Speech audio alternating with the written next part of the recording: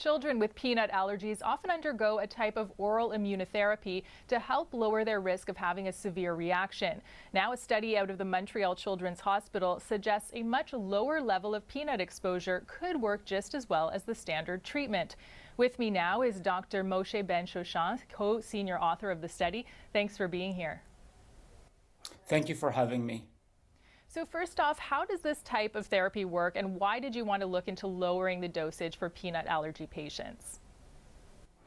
So the therapy is based on the fact that by exposing the body and immune system to small amount of the food allergen, you actually change the immune system, and the immune system, rather than react badly in a negative way when it sees the allergen, it adapts and reacts less and less until there's no reaction. And when there's an accidental reaction to the allergen, no allergic reaction will develop.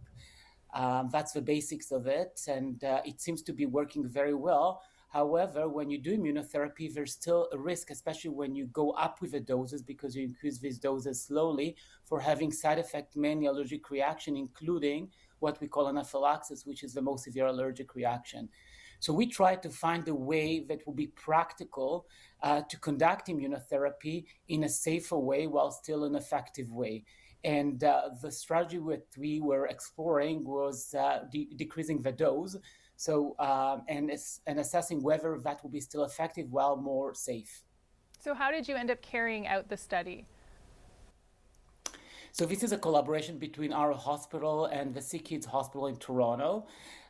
It is supported by the Montreal Children's Hospital Foundation.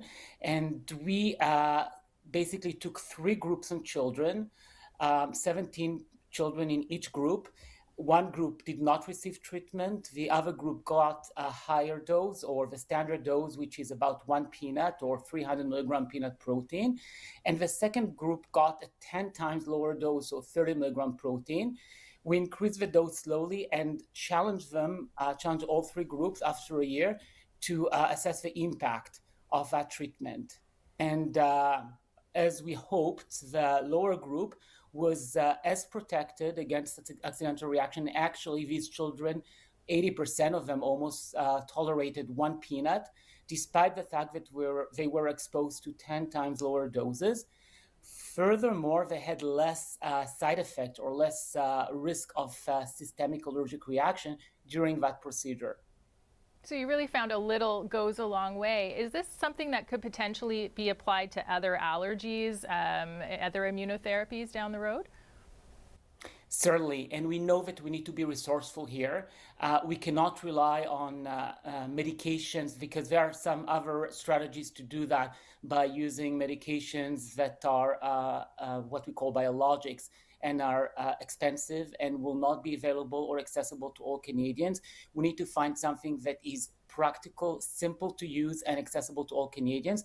And it will be used also, we think, successfully to other allergens. I mean, there are other studies that have shown that milk, for example, and egg, even by our group, in smaller doses, can achieve the same effect while being safer. All right. Thank you so much, Dr. Ben-Shoshan. Thank you for having me.